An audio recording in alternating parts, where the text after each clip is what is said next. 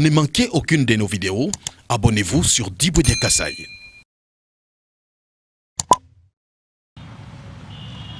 Mesdames, Mesdemoiselles, Messieurs et chers amis de la presse, bonjour et excellent dimanche à tous. Immense est ma joie de vous rencontrer aujourd'hui et en ce moment où je vous reçois dans ma résidence officielle depuis mon accession à la tête de la province du Kasaï oriental comme gouverneur. J'en profite pour vous présenter mes meilleurs vœux et bonne année 2023. De prime abord, je rends grâce à Dieu Tout-Puissant, maître des temps et des circonstances, qui, dans sa providence, m'a choisi à travers les honorables députés provinciaux du Kasaï oriental qui m'ont élu à l'unanimité pour gouverner cette province située au cœur de la République démocratique du Congo, notre chère patrie. Ensuite, je rends mes hommages le plus déférents à son Excellence, Monsieur le Président de la République, chef de l'État, Félix Antoine Tshisekedi Tshilombo, Fachi Beton, qui ne ménage sans cesse aucun effort pour l'émergence de notre pays et pour l'épanouissement de tout Congolais.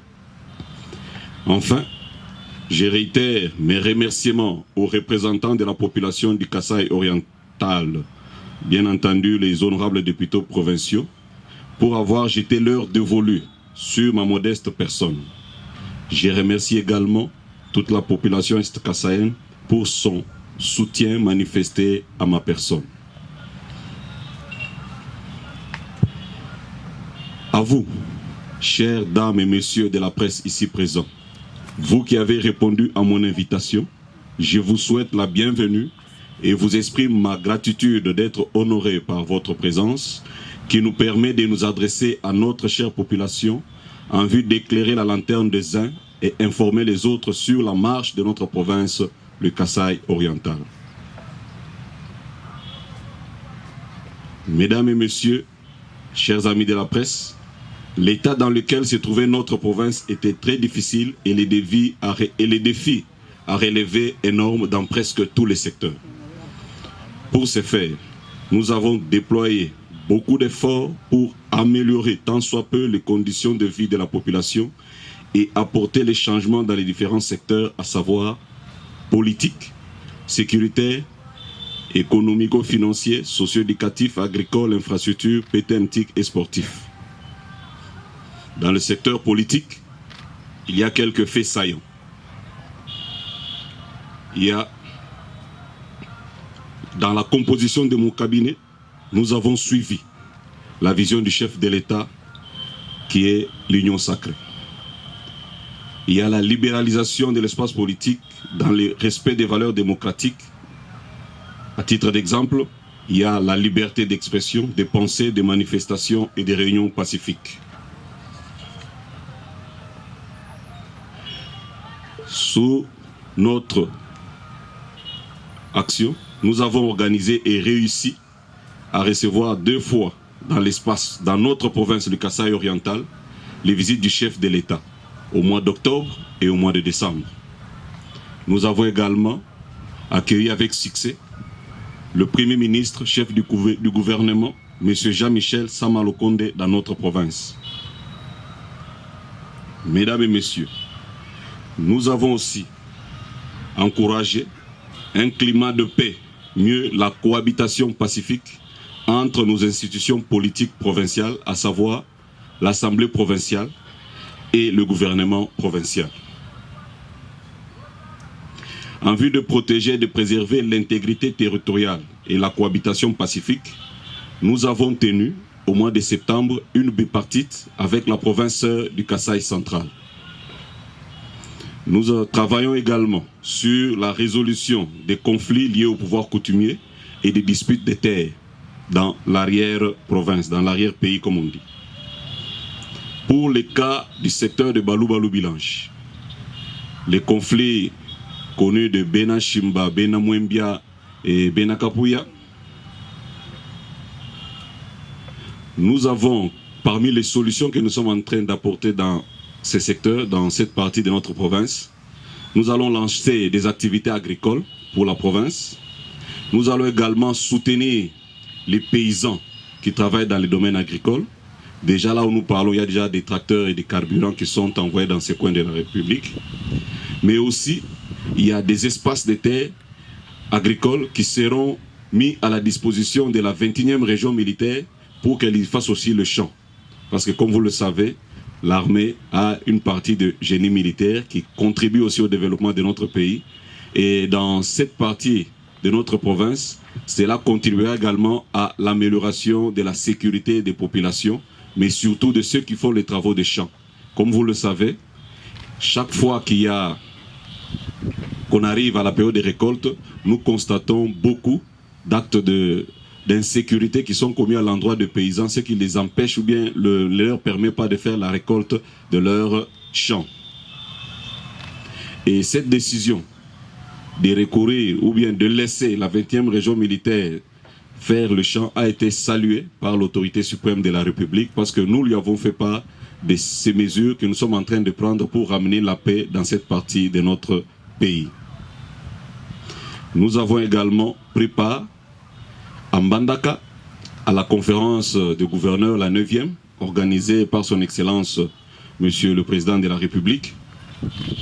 Il a été aussi question lors de cette conférence du programme phare de son Excellence, Monsieur le Président de la République, chef de l'État, le programme des 145 territoires. Nous avons également échangé là-dessus. Nous en avons aussi profité pour présenter ou vendre l'image, faire du marketing de la province du Kasaï oriental. Marketing que nous faisons depuis que nous sommes arrivés et que nous avons également fait lors de l'événement ou de la grande manifestation Makutano, qui est un grand forum économique international. Nous avons parlé de la province du Kasaï oriental et le monde a compris qu'il n'y a pas que désolation ou bien il n'y a pas qu'abandon dans la province du Kasaï oriental. C'est grâce à ces forums et également grâce à cette conférence de gouverneurs où nous avons été. Nous avons également intervenu pour trouver une solution à la problématique des fonctionnaires et le vice-premier ministre, son Excellence M.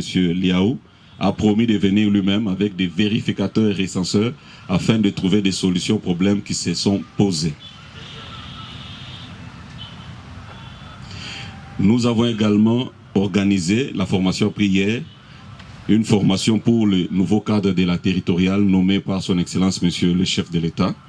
Nous avons organisé une formation de 3 jours qui a pris fin hier.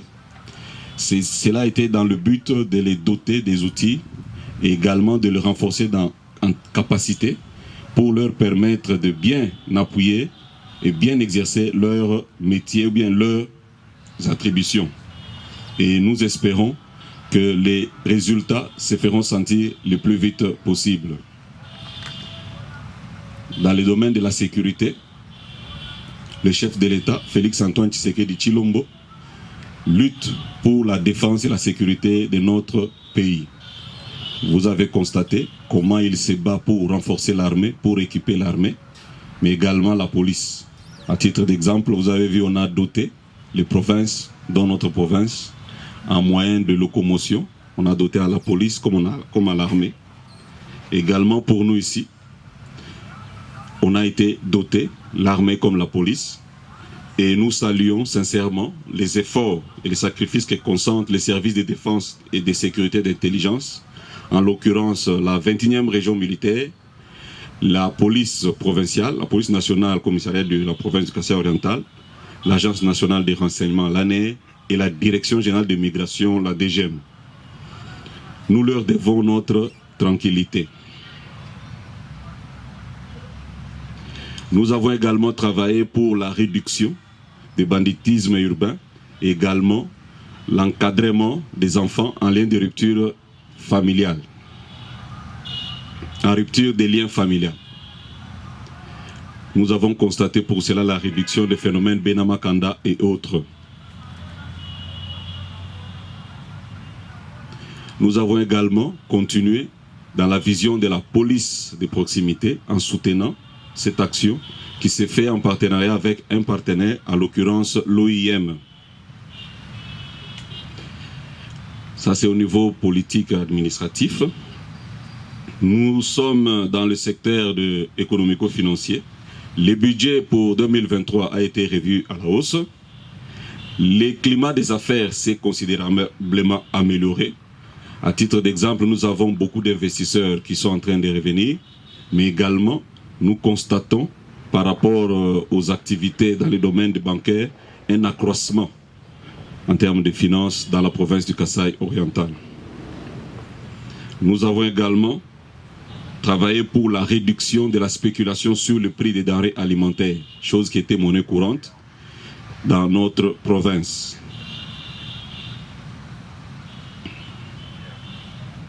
Sur le plan socio-éducatif, nous avons travaillé pour amener l'espoir. Comme je le disais lors de la campagne et même lors de notre investiture, nous devons ramener l'espoir. Et aujourd'hui, nous constatons que l'espoir est en train de revenir et que l'exode qui était constaté a pratiquement pris fin ou baissé. Les rares personnes qui sont en train d'aller ailleurs les vont pour des raisons autres que les raisons de fuite ou du désespoir. Et pour cela, les services ont constaté un retour, mais également des allers-retours, chose qui était devenue rare. Et même ceux qui sont dans les secteurs d'accueil, je donne à titre d'exemple les hôteliers, ils ont constaté une augmentation de leur chiffre d'affaires. Ce sont ces éléments qui nous confortent à dire que notre action va dans le bon sens et que notre province est en train de revenir. Et notre province est en train de se mettre debout. Et toujours dans le même cadre, nous avons mené des lobbying auprès de grandes sociétés ou bien de grandes firmes ou grands établissements qui peuvent œuvrer dans le domaine du financement pour la création des richesses. Notre province est enclavée, l'entrepreneuriat. Nous avons aussi travaillé avec la mutuelle de femmes, MUFA, Kasaï oriental, et une formation en collaboration avec la fédération Kasaï oriental de MUFA et la fédération nationale. Une formation de mise à niveau a été organisée en début janvier à l'intention des différentes structures provinciales et bientôt ils vont relancer, ils vont commencer à donner les crédits suivant ce qu'elles auront appris lors de cette formation. Il y a aussi la DOT SACIM qui est en application de code minier qui va être lancé. Nous avons le fonds minier qui a été créé au niveau national. Là aussi, nous préparons des dossiers et nous préparons l'encadrement des jeunes et des riverains pour ceux qui sont du côté de mines pour qu'ils puissent utiliser à bon escient ce qui sera mis à leur disposition comme financement. Cela est très important. Dans le domaine de l'éducation, nous avons pris un arrêté suivant les recommandations édictées au niveau national pour la formation ou bien pour l'enseignement, tant privé que public. Et aussi, nous soutenons également la gratuité de l'enseignement, cheval de bataille du chef de l'État. Et j'en profite pour demander à tous ceux qui peuvent aider dans un sens comme dans un autre, avec banc ou avec quoi, de contribuer et d'aider notre province à aller de l'avant. Il y a une mission de SECOPE qui séjourne dans notre province pour résoudre le problème des écoles non mécanisées et des enseignants également. Il y avait un problème qui datait de plus d'une année à Tshilenge, où les enseignants ne grévaient à tout moment. Et nous avons, avec l'assistance du ministre national de l'EPST, résolu ce problème. Et les élèves, les enseignants ont repris le chemin de travail. Le calendrier a été réaménagé pour tenir compte du retard qu'ont connu les élèves suite à ces mouvements de grève. Dans les domaines miniers, nous avons organisé l'année passée une conférence sur le code minier et son application.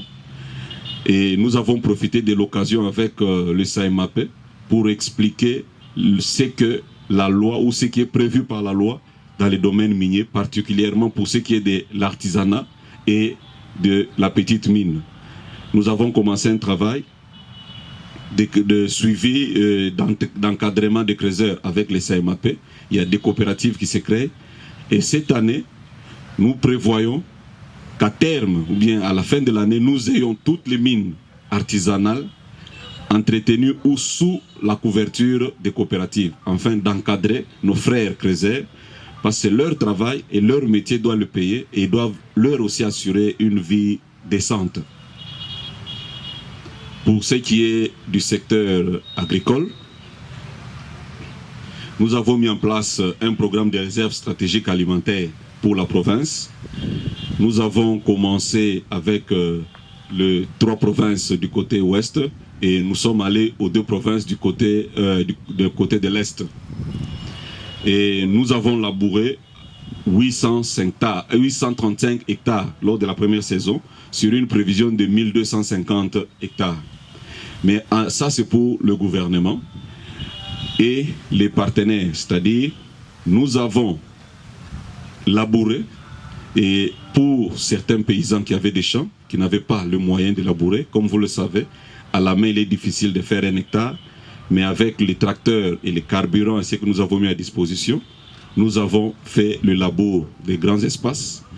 Nous avons soutenu en donnant également des engrais, des semences. Sur ce point-là, la province, compte tenu des difficultés et de l'apport que nous attendions de partenaires, tant le gouvernement national que le partenaire ITA, vu que cela a pris du retard, nous avons donné des engrais, pas à tout le monde, on a donné à certains, et d'autres, on les a encouragés à planter en attendant que la province ait le moyen et que le gouvernement national et le partenaire nous donnent ce qui était prévu lors de nos échanges. Et pour ce faire, l'ITA est déjà là. Ils ont déjà commencé et la semaine prochaine, on aura une réunion d'évaluation avec eux par rapport à ce qu'ils devraient faire pour le parage, c'est-à-dire Chilenge et Katanda. Nous avons soutenu également des particuliers ou des personnalités dans le domaine de l'agriculture et certains politiques également, des députés que nous avons soutenus. Le vice-président de l'Assemblée, par exemple, provincial, il avait des champs du côté de Tchaba. Nous avons aussi travaillé là dans ce sens. Nous avons également certains ministres qui étaient dans le domaine agricole. Nous les avons également soutenus pour permettre à ce que la province puisse parvenir à assurer la sécurité alimentaire. Au cours de la saison B qui a déjà commencé, nous avons reçu un appui du gouvernement central. C'est cet appui qui va nous permettre d'augmenter encore le nombre d'hectares sur lesquels on va faire les champs, mais également d'apporter un soutien substantiel aux petits paysans. Et pour ce faire, il est prévu un programme de coopératives que nous allons, avec l'aide des partenaires, encadrer, parce qu'il y a un financement qui va venir pour les agripreneurs, donc les entrepreneurs dans le domaine agricole. Et on tiendra compte des paysans, donc des associations, des coopératives, des associations paysannes. Alors pour ce faire, nous allons déjà formaliser ça, les encadrer, mais également les former pour écrire leur business, en fait, le plan de leur activité qu'ils pourront déposer pour être financés.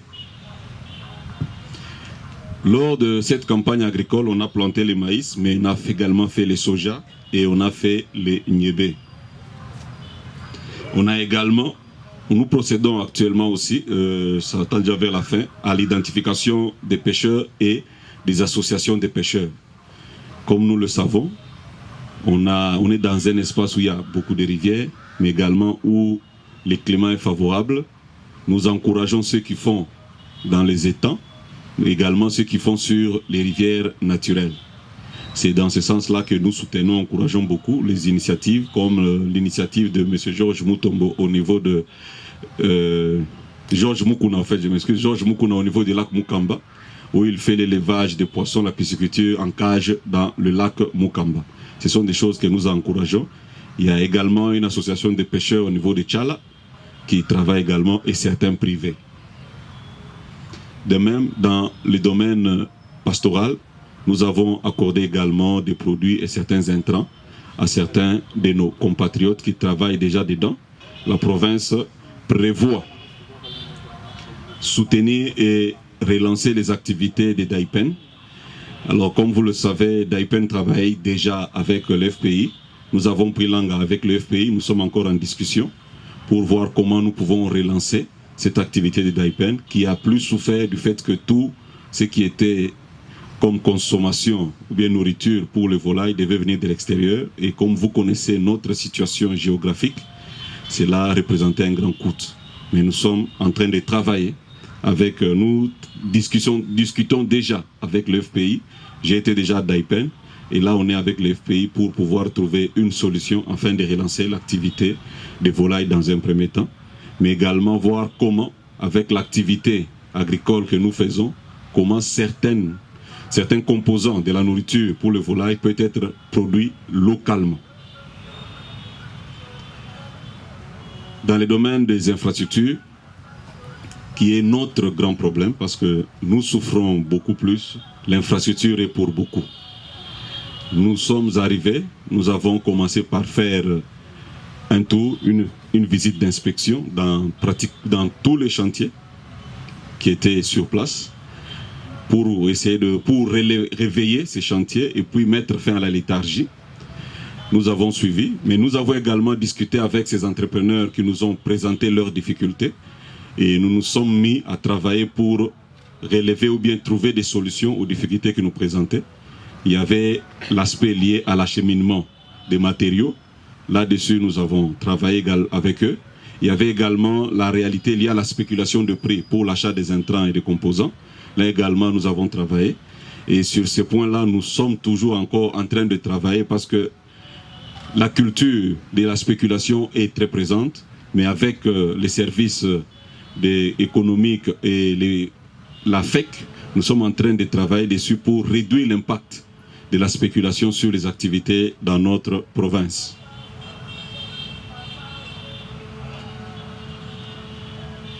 Dans le domaine du PTNTIC, il y a la SCPT qui a installé un centre pour la fibre optique à côté de la poste et qui devrait normalement lancer les travaux de la fourniture de l'Internet et de la télévision en ligne dans les foyers au niveau de la ville d'Mbuji-Mayi dans un premier temps. Ils sont arrivés, les équipements, le centre technique est déjà installé. Reste la partie de la construction du réseau de distribution de l'Internet et de la télévision numérique. Et sur ces points, nous avons échangé avec l'ADG de la SCPT qui a dit que les travaux vont reprendre bientôt. Nous aurons l'Internet et la télévision à bon prix. C'est un box multifonction qui va donner l'Internet, la télé, mais également le radio. Là, nous avons travaillé. Dans le domaine de ce qui est visibilité au monde virtuel, nous avons renforcé les travaux au niveau du monde virtuel ou des réseaux sociaux ou bien des sites web de discussion. Il y a des sites web. Nous avons réactivé et rendu opérationnel le nom de domaine de la province, kassaïoriental.cd, et un site web est disponible et la boîte mail, en fait, le serveur mail est disponible et les différents ministères et services ont déjà des boîtes mail où on peut les joindre et nous sommes en train de travailler pour ramener cela au niveau des agents. Mais également, nous sommes en train de travailler sur la numérisation de la fiscalité. La fiscalité qui est un problème. Nous avons trouvé un problème sérieux de coulage et dans le cas des luttes contre ces coulages, nous avons la digitalisation, nous avons également la formation, mais aussi le suivi que nous sommes en train de mettre en place. Et voilà ce que je peux vous dire sur ce qui est de la gestion de notre province. Merci beaucoup. Merci, Excellence, Monsieur le gouverneur de la province du Kasaï-Oriental. On a commencé avec le lancement de la saison A. Nous avons éprouvé quelques difficultés, chemin faisant, mais avec la part de la province, c'est-à-dire ce que nous avons produit en termes de recettes, mais également de l'appui du gouvernement central. D'abord, on travaille sur la partie stockage. Pour ce faire, il y a des entrepôts qui sont en cours de construction dans le champ, là où le gouvernement provincial a fait des champs. On a déjà commencé ça. Deuxièmement, pour ce qui est de la réserve stratégique, ce sera comme une forme de moyen de gérer, pour gérer les spéculations sur le prix. C'est-à-dire que nous allons garder et agir quand il y a nécessité ou bien quand il y a pénurie. Ça, c'est un premier aspect. Deuxième aspect, nous allons également fournir dans le coin où il y a des problèmes de malnutrition ou des difficultés. Également pour toujours la réserve stratégique, dans maintenant qu'on est pratiquement, on est dans la période des récoltes, on a constaté qu'il y avait des difficultés pour le déplacement, c'est-à-dire pour le transport de produits. Pour ce faire, nous avons, avec le service spécialisé, l'OVDA, nous sommes en train de faire quelques routes de dessert agricole pour faciliter l'évacuation vers les centres de consommation, ça c'est d'abord normal, mais également pour amener dans des endroits où nous allons construire nos entrepôts. Ce sera géré par le gouvernement provincial et nous allons travailler parce que notre but n'est pas de concurrencer les opérateurs économiques, mais c'est surtout d'assurer la sécurité alimentaire. Donc ce sera dans ce sens-là que la réserve sera gérée, comme toute réserve d'ailleurs. Pour ce qui est de Bakwaboa, il a été suspendu toutes ses activités. C'est un problème qui n'est pas qu'à Bakwaboa, c'est un problème qui se retrouve un peu dans 2-3 territoires, avec cette histoire de regroupement de faits et tout ça, ainsi de suite. C'est un dossier qui est en train d'être traité, pas seulement au niveau de la province, mais même au niveau du gouvernement national, avec le ministre de l'Intérieur. Donc c'est un dossier qui a été, on a d'abord suspendu, et on est en train de traiter pour se conformer à la loi, mais aussi gérer les conflits qui naissent au fait de ces histoires de groupement de faits. Pour ce qui est dans les domaines périurbains, la pisciculture, nous le faisons déjà. Je vous ai dit tantôt qu'on a lancé le recensement. Le recensement, là, c'est sur l'ensemble de la province, donc même dans les alentours de Mbujimaï. On est en train de travailler là-dessus pour pouvoir obtenir un répertoire, une base de données. Et dans le lobbying que nous sommes en train de faire, nous allons également orienter des financements dans ces domaines-là. Et c'est pour ça qu'on est même en train de faire ce travail-là.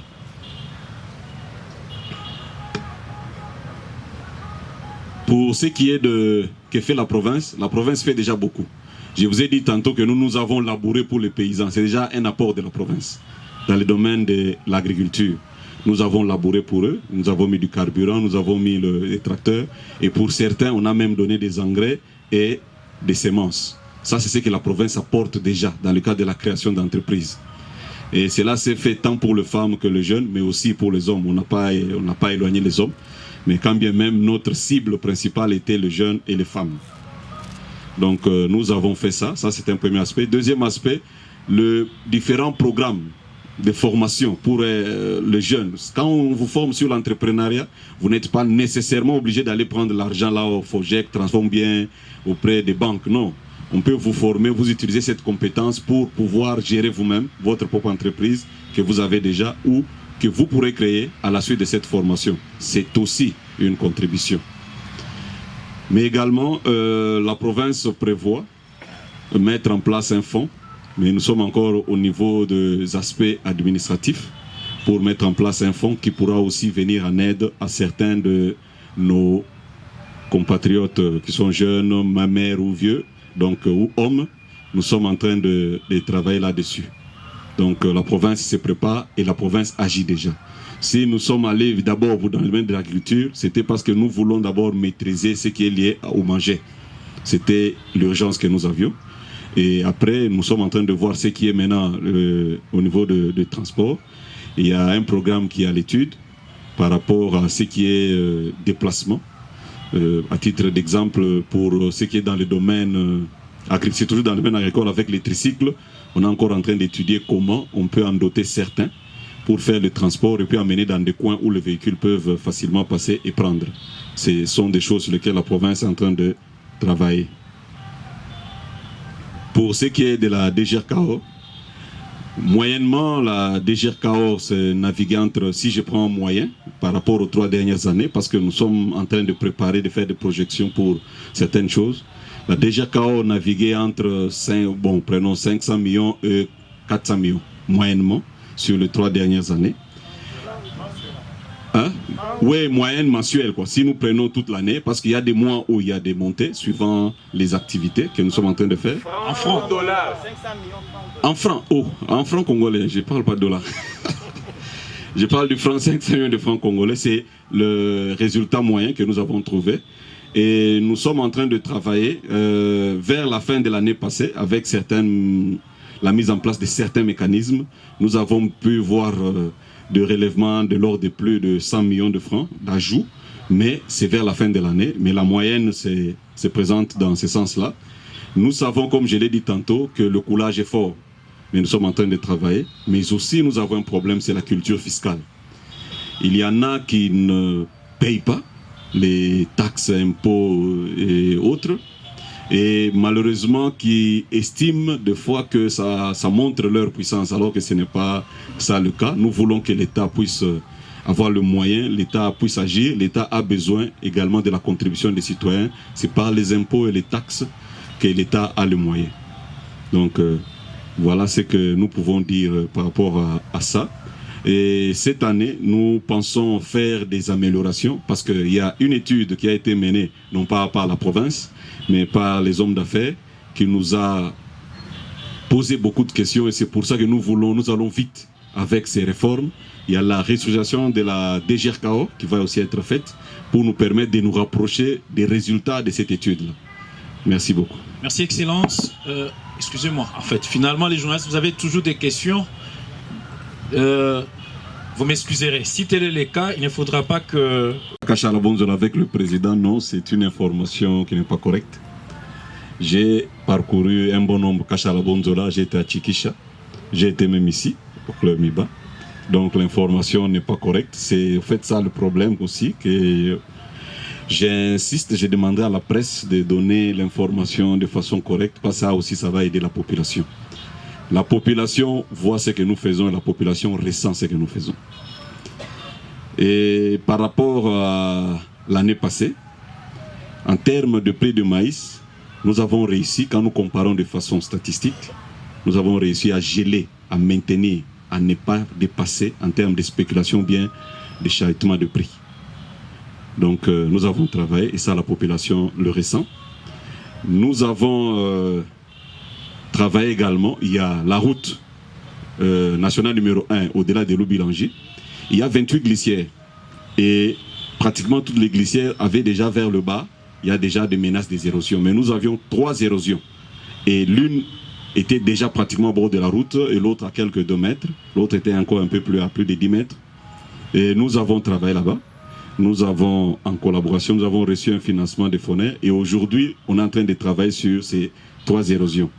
Si la province ne s'était pas amenée dedans, on aurait aujourd'hui là aussi la nationale numéro 1, se serait coupée dans son tronçon Pont, Loubilangi et Moueneditou. Donc nous travaillons pour la population et la population sait et voit. Par rapport à ce qui concerne le problème des fonciers, j'aimerais nous dire ceci. Il faut respecter la loi dans les domaines fonciers. Ce n'est pas parce que vous avez construit, je ne sais pas moi, un building que la loi ne va pas s'appliquer. Elle s'appliquera. Et je conseille vivement à tous ceux qui connaissent qu'ils sont en train d'aller dans des terrains interdits, de ne pas y aller parce qu'à la fin, la force restera à la loi. Nous le voyons ici, nous le voyons également à Kinshasa, et le chef de l'État l'a encore répété.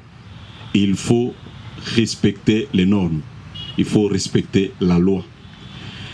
Ceux qui travaillent ou bien ceux qui sont en train de faire des opérations ou bien qui achètent, nous leur déconseillons vivement cela.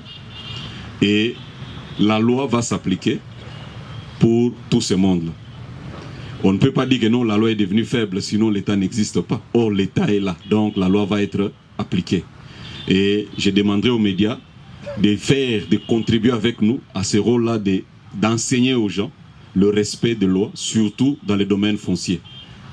C'est un problème que nous avons rencontré. Il y a 2 fois des activités et des personnes véreuses qui induisent les autres en erreur, mais ce n'est pas pour autant que la loi ne va pas s'appliquer. La décision a été prise et nous sommes en train de suivre cela. Il est vrai qu'il y a des personnes qui profitent au fait de la faiblesse et de l'ignorance de la grande masse pour les amener à aller dans un sens. Et ce n'est pas bien. Pour l'ALE, il y a 2 ALE. Il y a la province et il y a également le diocèse. Mais la province a la responsabilité politique et tout ça. Nous sommes au courant des problèmes qu'il y a avec la société qui travaille sur la construction de l'hôpital général de Kansele. Nous avons tenu des réunions avec eux vers la fin de l'année parce que les travailleurs étaient venus chez moi. Ils ont posé un problème de paiement qui traînait encore au niveau du financier, du FPI. Nous avons suivi. Mais également, il y avait un problème avec leurs banquiers. Parce que comme vous pouvez l'observer, il y a d'autres entrepreneurs qui travaillent, je dirais, normalement, c'est-à-dire en attendant qu'ils ont l'appui de leurs banquiers. Et nous avons constaté dans le chef de cet entrepreneur des problèmes. Nous avons pour ce faire déjà écrit, tant au niveau du financier, le FPI, qu'écrit à cette entreprise. Et nous attendons une évaluation que nous allons faire avec le FPI par rapport à cet entrepreneur, mais aussi par rapport à l'état d'évolution de ces travaux, parce qu'ils sont très largement en retard. L'élection, oui, l'enrôlement va commencer. Moi, j'ai réservé ça pour la fin, pour vous demander de faire campagne dans vos médias respectifs pour encourager la population à aller s'enrôler. Et surtout, que cette fois-ci, la cartographie, on a tenu compte des différentes demandes qui ont été formulées par le passé, surtout en termes de distance, on en a tenu compte. Donc, nous encourageons la population, nous vous demandons également de faire campagne pour que la population puisse s'enrôler massivement. Et c'est important tant pour le soutien au chef de l'État, que Félix Antoine Tshisekedi Tshilombo, mais aussi en termes de représentants pour la province du Kasaï oriental. Donc, vous anticipez, je l'ai dit aussi en avance, je demande à la presse, tant provinciale, nationale ou internationale, qui travaille sur la province, dans la province du Kasaï oriental, de contribuer, de faire une campagne pour sensibiliser la population à s'enrôler massivement. Oui, le Conseil des ministres, on n'en a eu que des extraordinaires. Oui, c'est dû au fait que nous avons effectué beaucoup de déplacements et il y a eu beaucoup d'urgences, notamment les suivis des travaux que nous faisions. Et ces travaux, des fois, demandaient d'aller rencontrer certains partenaires pour accélérer certains aspects et certains travaux. C'est comme ça que vous avez constaté qu'il n'y en a pas eu comme par l'accoutumée, mais sinon, ce sont des choses qui se font. Les réunions sectorielles et multisectorielles suivant le projet se tiennent et nous avançons.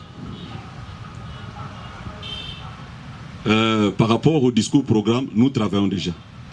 Nous avions, lors de ces discours, parlé des aspects liés aux finances. Nous avions dit qu'il y a les finances qui viendront de la province, il y a des finances que nous allons capter dans le système financier, ce qui est disponible. Au niveau de la province, je vous ai dit tantôt, il y a madame qui a posé la question par rapport à la DGRKO, les réalisations. Oui, madame.